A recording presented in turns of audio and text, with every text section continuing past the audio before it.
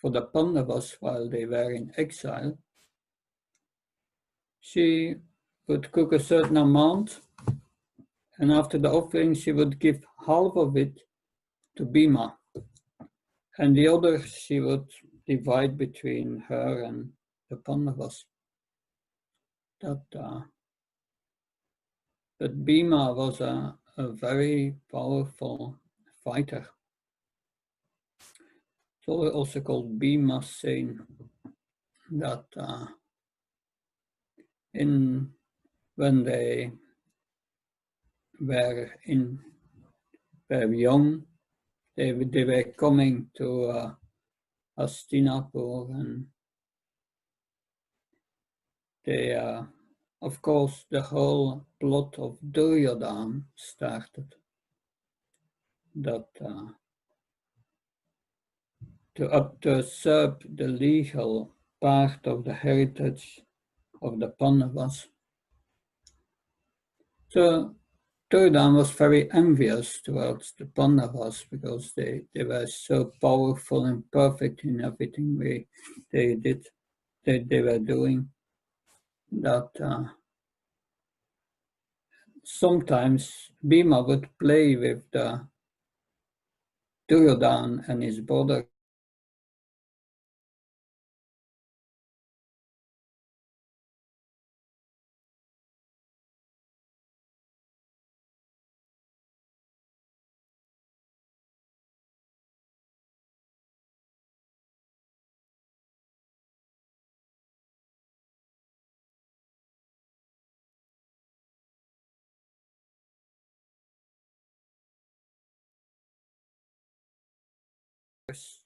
This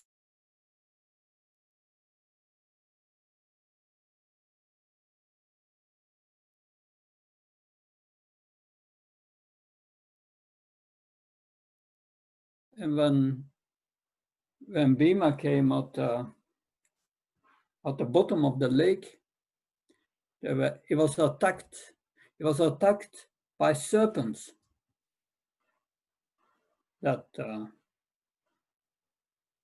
He was attacked by serpents, and they were biting him and injecting poison. But that poison counteracted the other poison. And by that, Bhima became conscious, and he felt his ropes, but he was so strong, he broke the ropes, and then arose out of the water and Duryodhana and his brothers were very surprised.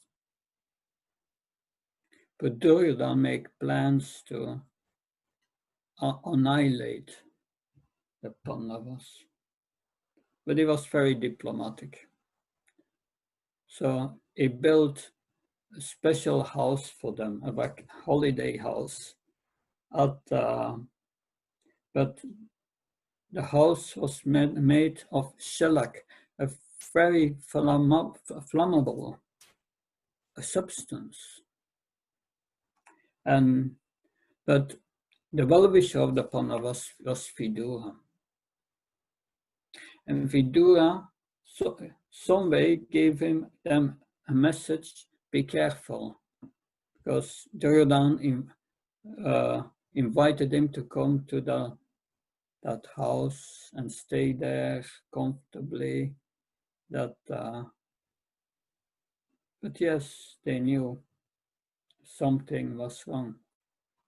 And they got the message of Vidura that the house that they were staying was made of shellac, very inflammable substance.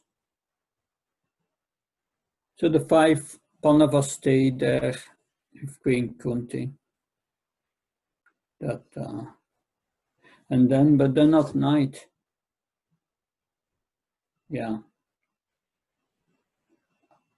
one night visitors came, 5 visitors, and they wanted to stay into the house. So they were received nicely by the Pandavas. But Pandavas, being instructed by Vidura, or informed by Vidura that there was danger, they had made already a tunnel out of the house. And somewhere or another at night, the house was put to fire. There are many details of that story, but then they escaped to the tunnel. And there Bhima, because they had to run very quickly that so that nobody would be suspicious that they escaped, because these guests who came that night, they died in the fire and they burned. So when they came out of the tunnel, then Bhima took Queen Kunti and the 4 other Pandavas on his arms, and he was running into the forest. Running the whole day and a part of the night. He was so strong. But then they stayed overnight. They stayed overnight at the Brahman's house. But the Brahman was not very happy. They could see that. And Bhima asked, what's wrong? And they said, yes, we have an agreement here in the village.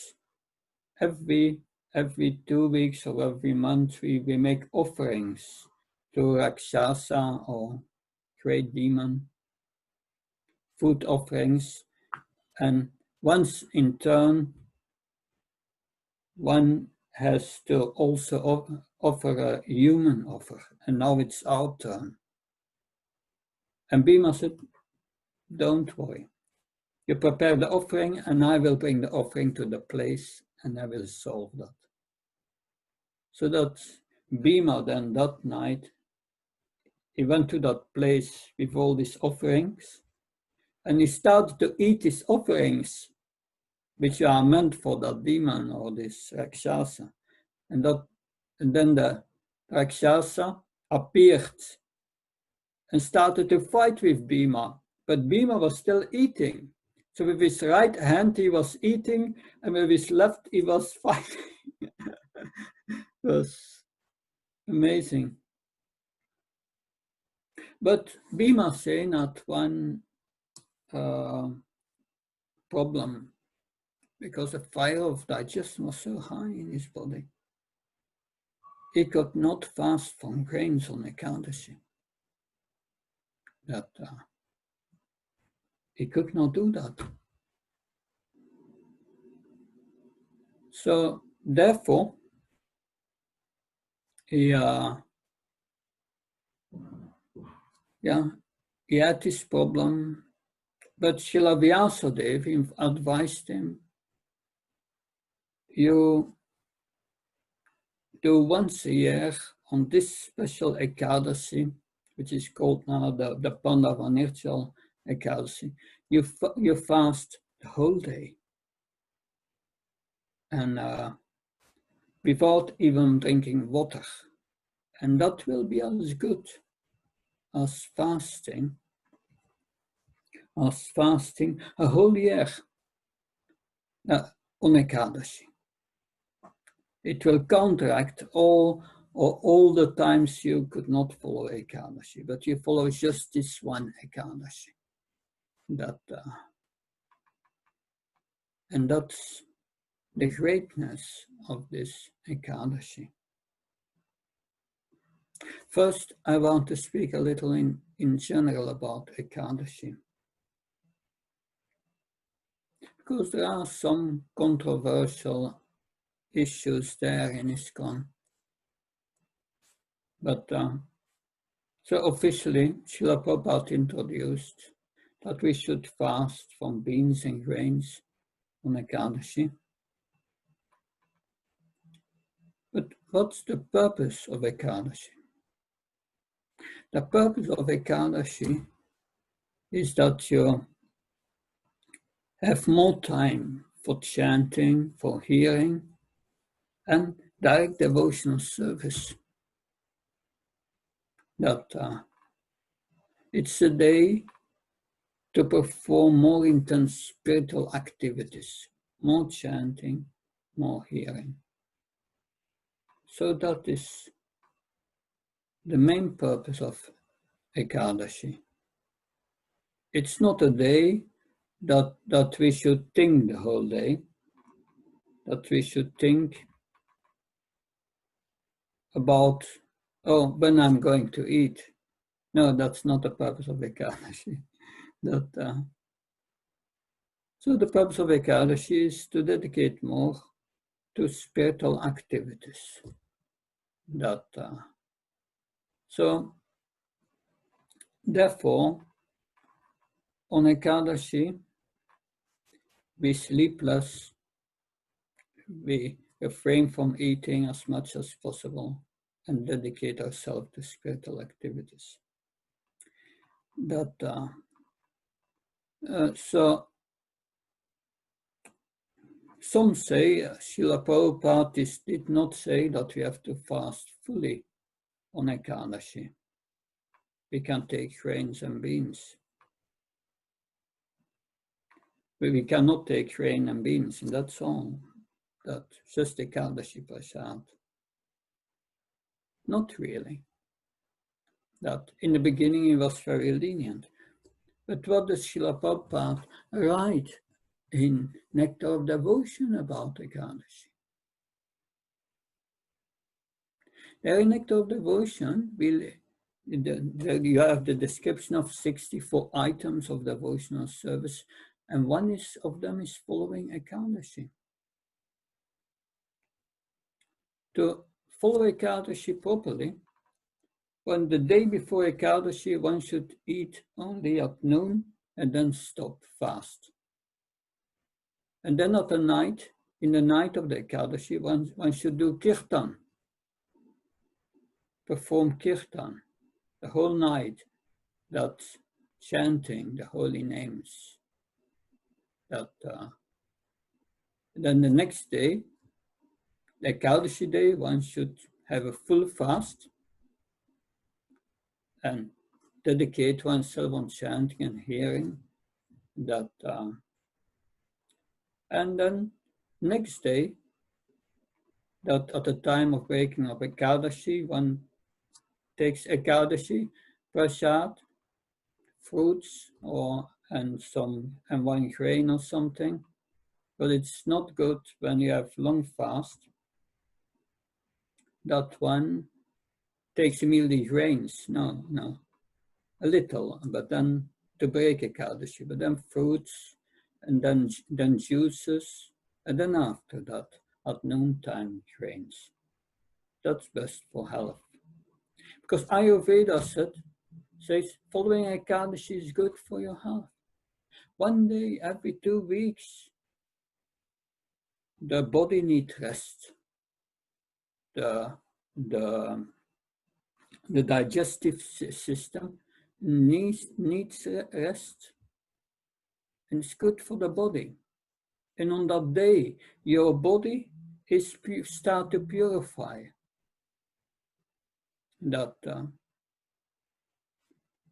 it's like the inside, you have the fire of the digestion become very high, and it's like burning you inside.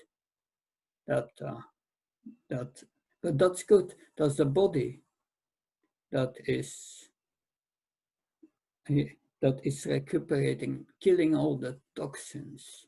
Sometimes you get migraine. That's also good, because that means that the toxins are being removed.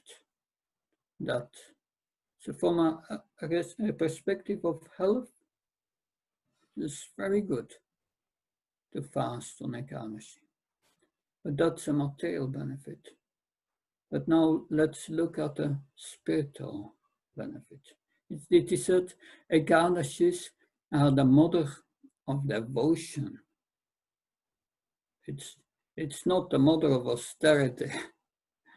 That it's not by fasting one day you will die or something.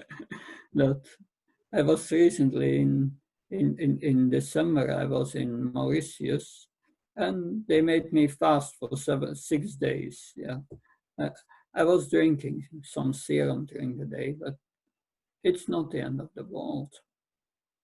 That but there is an immense spiritual benefit, because by fasting on Ekadasi, that helps you with your purification. That's one thing, purification.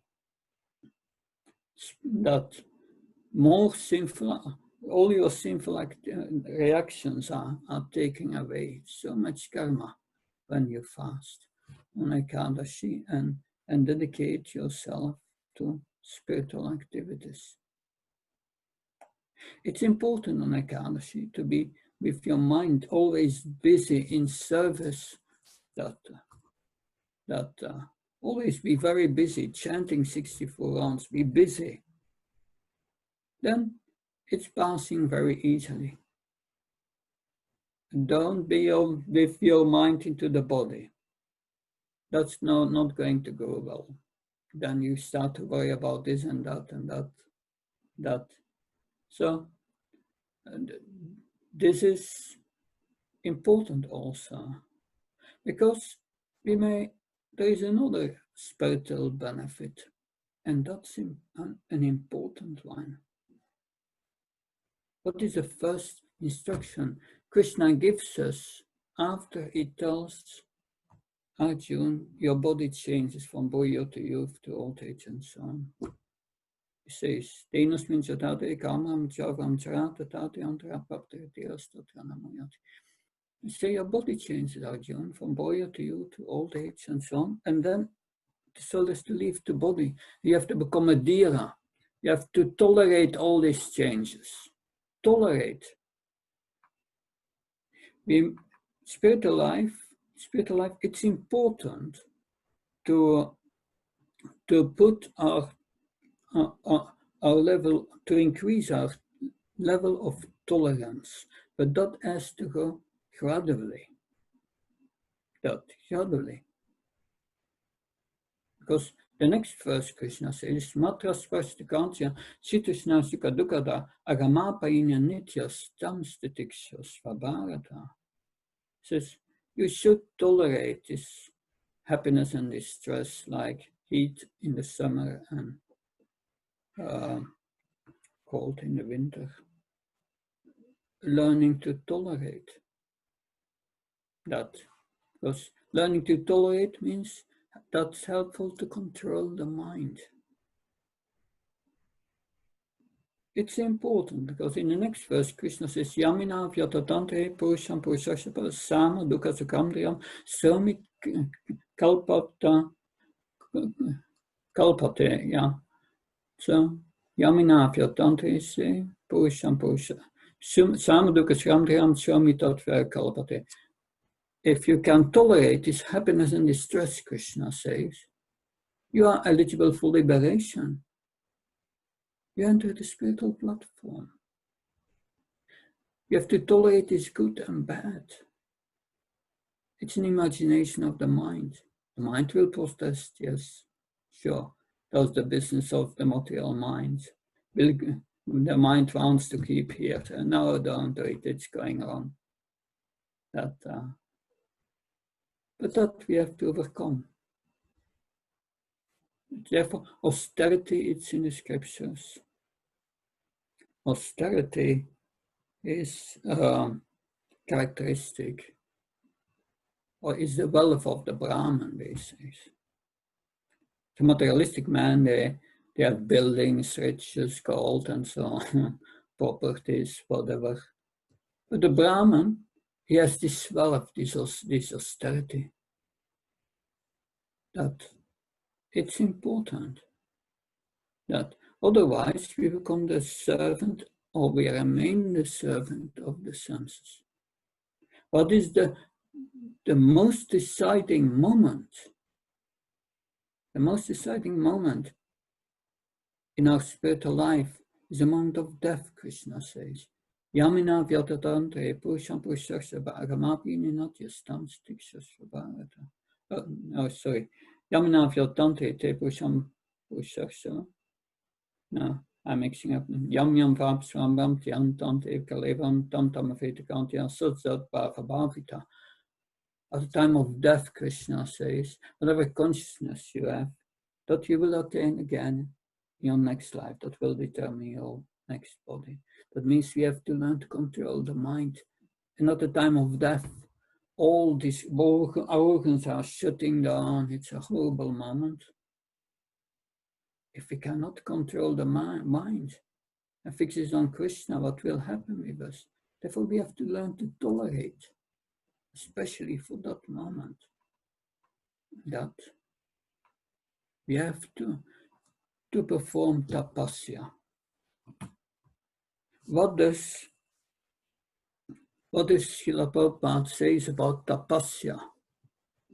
Definition of tapasya means learning to say no to the senses, conducted with your intelligence. So that's important. Therefore, it's good to fast every Ekadasi. It's a fasting day. The concession of eating no grains, only no grains, and that's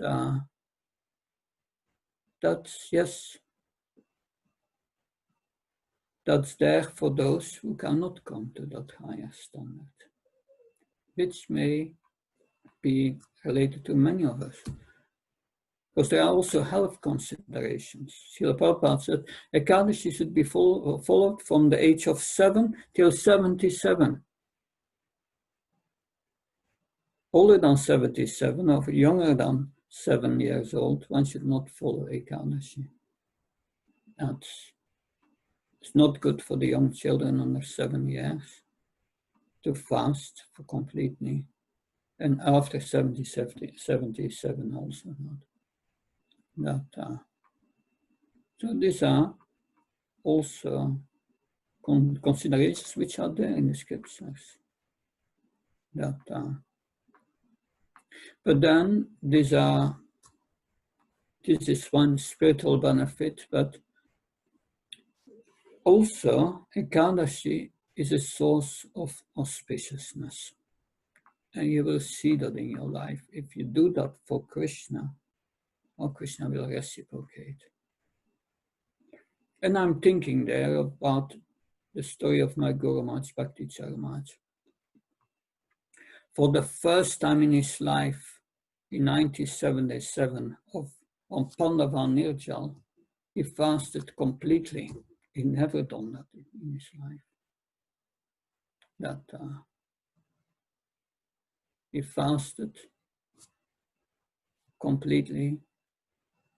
And next day, Srila Prabhupada told him, I will give you sannyas. Interesting, the day after Bhima Ekadasi. And my Guru Maharaj always thought that because I fasted on this Ekadasi, that he decided to give me sannyas. And he always said, I was so happy with that, even so many years later, because Srila Prabhupada forced me to close the door. You remain celibate for the rest of your life, and that was a great fortune. But he told also, when he was in Bengal, in his hometown, which is now in East Bengal, they call Bangladesh, that he grew up in a joint family. And on Ekadasi, most of them would not fast. But one aunt would fast every day on Ekadasi. She would fast from the morning till the late afternoon, and in the evening she would cook some light prasad, Ekadasi prasad, and my Guruma said it was so tasty that so that's a source of auspiciousness to fast on Ekadasi. Material benefits, spiritual benefit, that but for us, if we cannot fast completely, we should work on building it up. That if you cannot fast the whole day, fast till noontime, and you will get half of the benefit. But make an effort to go to Ekadasi, and these days chant more, hear more, dedicate yourself to spiritual activities, because that's the real purpose of Ekadasi. It's not a purpose to have an Ekadasi feast. That's not the purpose. It's just, if you cannot fast, you eat a little to bridge it over. That, of course, in the beginning of the years of the movement, that these hippies in America were joined and so on, they were not used to austerities, and they could not follow it. Therefore, Srila Prabhupada did not push it. But later he became more firm. He told them, you have to follow Ekadasi, these are the rules. That, so that is it's a great opportunity on this day to follow Ekadasi. There are also books who describe the glories of Ekadasi, and you can get on that day that benefit and this benefit and that benefit, but it's all karma kanda, it's materialistic. Also, karma kandis use that. And sometimes devotees read these things and they put it even on the internet, but that's not the purpose of Ekadasi. That it can be used for that, but it's a misuse. It should be used to purify ourselves. And on this day, you can also organize preaching activities. Normally on Ekadasi, we don't travel. We don't travel on that day. We stay in one place. That's best on Ekadasi. Not always possible. Was my experience as sannyasi. Sometimes I had to travel on Ekadasi, but best not to do that. Stay in one place so that you can become focused on your practice. That's important. I heard that. I traveled a lot with Prahladananda Swami, and interesting is that sometimes he would make a joke. He said it's Ekadasi today, so there will be less traffic on the road. So he had a vision that everyone would follow Ekadasi, and therefore there would be less traffic. Anyway, that's a good idea. Huh? If everyone becomes a devotee and follows this, So these are the real glories of Ekadasi. That it's purifying. It's made for making spiritual advancement, and to go more deeper inside on that day. That if you fast, then everything, your digestive system, or everything gets rest, and also the mind gets more peace. That if you're, and more controlled also. And that will help with better chanting. Chanting, add love to your chanting, some devotion. And that's the real glory of Ekadasi. Of course, there are also the stories of Ekadasi, how Ekadasi came about. If I remember, Kali, he was banned by Maharaj Pariksit. He could not stay anywhere in the state. Yes. But of course, that people must get their sinful reactions. Therefore, the agreement was made that on Ekadasi, that I don't remember the details of the story, but the point here is that on Ekadasi, all sinful reactions of people, they enter these grains. That if you ate grains on Ekadasi, that's very bad. Lord Chaitanya also, in his child pastimes, he told his mother that you need to follow Ekadasi. He was instructing her that that's a duty of a Vaishnava to follow Ekadasi.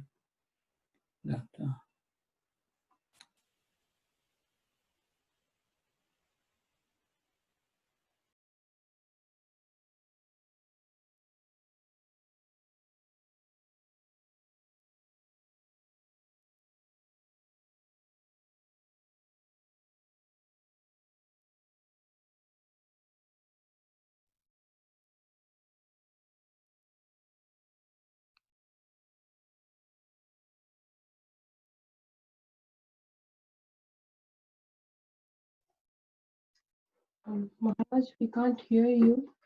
Is it just me or others can hear? I can't hear either. No. And he's frozen as well. His screen's frozen.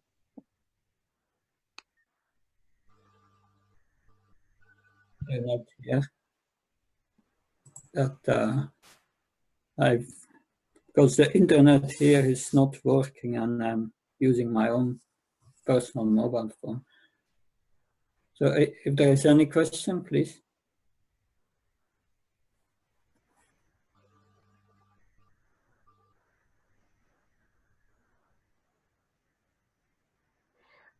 Maharaj, this is a very minor question, not probably on Ekadashi itself. I just remembered while trying to do the Achman that, I drank few drops of water. What will happen?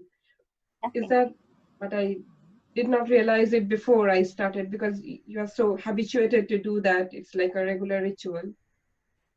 Yeah, that's touching the mouth, but you are not really drinking that.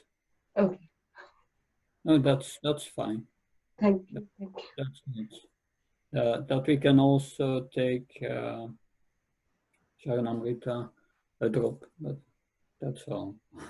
Okay, thank you. But most devotees even do not do that. Yeah. Another question? Maharaj, Hare Krishna Maharaj. Hare I Krishna. thought we don't take Charanamrit on Ekadashi because of honey. Yeah, that's especially not on general Ekadashis, that's not an issue, I think. But on Nirjala Ekadashi, maybe. I never heard that's a problem. That's the first time I'm hearing that on Ekadashi devotees take always Charanamrita. Maybe not. Maybe not on this Ekadashi. In Bhima. manner, we were told not to take Charanamrit. We just used to pay our obeisance or put it on our head. Yeah, yeah, okay, that's fine. But it's not a general practice in ISKCON. Okay. That I never heard that. Yeah, because of course, following rules and regulations, we can be very strict in it, but the main issue is the cultivation of devotion on that day. It's a model of devotion. That's more important. That all these rules and regulations, yes, we may make an error here and there, possible. Thank you. Someone else? That so I don't know. Hare Krishna. Hare Krishna. Thank you for the class. I just have one question because we hear that the highest reason to follow Ekadashi is to please Krishna, even beyond the relief of sinful reactions. So how can we understand that following Ekadashi how is that pleasing to Krishna? Yeah, because we are following Krishna's instructions in Bhagavad Gita. That's what I've explained in my talk before, that we have to learn to be austere, to regularly learn to tolerate the happiness and distress. That's one part. But like I said before, Lord Chaitanya instructed everyone to follow Ekadashi. Lord Chaitanya is Lord Krishna. That and he said, yes, we should follow strictly. But at the same time, Lord Chaitanya also, when he heard that one devotee, a particular devotee, I forgot his name, but he cooked a nice Ekadashi prasad and offered it to the deities. And of course, Lord Chaitanya is in the heart of everyone. And he said to the devotees, he was just a child, young child, 6, 7 years old.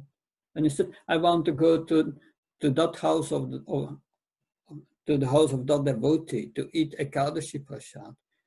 And everyone was wondering, how does he know that he cooked Ekadashi prasad today? And so that, but yes, Lord Krishna is pleased that if we follow Ekadashi. This does not mean that the Lord has to follow Ekadashi. We can offering non-Ekadashi to Krishna on Ekadashi, no problem, but we cannot eat it. It's for us. So, Samal, does that help? Yes, thank you very much. So, no, something else? That Hare Krishna Maharaj. Hare Krishna, Vachadulani. Thank you for a wonderful class. I wanted to ask, have the standards of following the Ekadashi fast changed since Srila Prabhupada was here? Yeah, that thing is, Srila Prabhupada instructed different things to time places. That he instructed different things. That, but we can also see how Srila Prabhupada followed Ekadashi. That on Ekadashi, he would eat very little. That mostly it would take some milk or something to the evening, but mostly very simple. That, and by that, by seeing how Srila Prabhupada was honoring Ekadashi, you can also understand that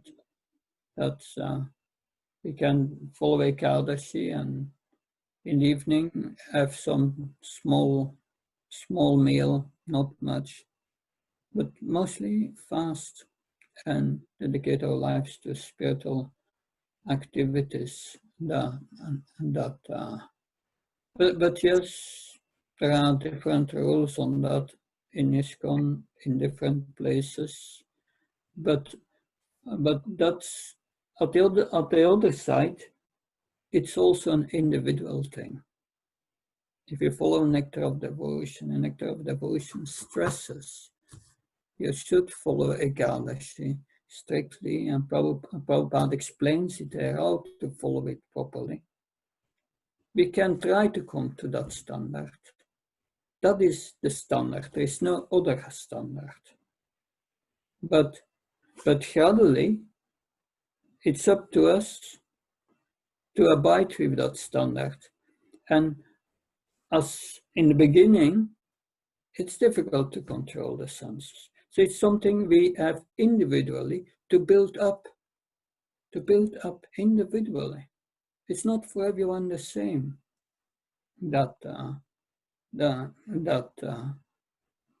So it depends, because if you immaturely try to follow at once a full Ekadasi, your mind may be more with eating than by thinking of Krishna. The primary regulation in devotional service is think of Krishna and never forget him. But if the mind is too much disturbed and thinks always of eating, you cannot do that. So we have that tolerance, we have to build that up, but that's an individual thing for each of us. Whatever standard they may set in temples and so on, it's not that we have to abide by that standard. We can follow, we build up to the higher standard. But a general principle is, in every temples, on Ekadasi, they foresee prasadam, Ekadasi prasadam, because you cannot force anyone to follow Ekadasi. It's done out of free will, that full fasting. And that's important, that it should not be forced upon one. That's like in Vrindavan, they fast till noon, they have only once. And also in Mumbai, and that it depends. That in other temples they have breakfast. And there may be different standards according to different circumstances. Like in Radhadesh, they have breakfast because there are many children. That's also a consideration. So according to time and place and circumstances, they have different rules, and that's all right. But the standard is set in Nectar of Devotion, coming to that full fast and engage more in spiritual activities. The many devotees, they chant on Ekadasi 64 rounds. That's nice. That's a nice offering to Krishna on Ekadasi. And because you don't have to take breakfast, no lunch, that's already 2 hours you have extra that you don't have to dedicate on these things. So you get more time and you use that in Krishna's service. So one has to see the purpose of Ekadasi. All these rules and regulations, they are secondary to one rule. Always think of Krishna and never forget him. That's the primary rule and regulations. And all the rules are Kingara, are servant of that rule. So it's an individual evaluation. That's what I try to explain here with that presentation. That it's not that one follows Ekadasi and full fast and the other does not go for full fast. And that's all right. We should respect that. If someone wants to take Ekadasi prasad, fine. Because fasting means full fast, but if you take Ekadasi prasad, it's not breaking the fast. Breaking the fast is done by eating grains. So the scriptures allow that. So that's fine. And someone follows and but because of personal consideration, another cannot do it, or as building up that strength. So it's for everyone, it's different, and we must evaluate. And it's between us and Krishna. We do it for Krishna, that not to suffer. That Ekadasi Day should not be a day of suffering. It should be a day of bliss, of more time thinking in Krishna. And if you are so absorbed in devotional service, so absorbed, you forget about all this eating and drinking of the body. That time goes very quick, and there is no suffering. Does that help, Rajadulani? Does that make sense, what I'm saying? Yes, thank you very much, Maharaj. Okay. So any other question?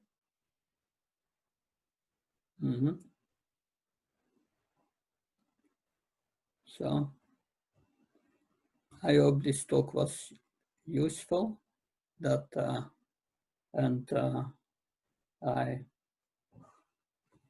Because on this Ekadasi is very special. I've been in Ujjain last year for every time for health cure for more than a month, and I see how they follow Ekadasi there, and it's very nice. They all fast food, and at night they have the whole night they have kirtan. The night before and then the night of the Ekadasi also, the whole night. And it's so blissful, and it gives us a lot of spiritual strength, Ekadasi. So I wish you all the best, and looking forward to see you for the next class, which is on Friday evening, a Bhagavad Gita class. Thank you very much. Maharaj. That was a great class, very encouraging. Thank you. Thank you. Hare Krishna. Hare Krishna. Jai. Hare Hare Krishna Hare Maharaj. Krishna. Hare Krishna. Hare Krishna Maharaj. Hare.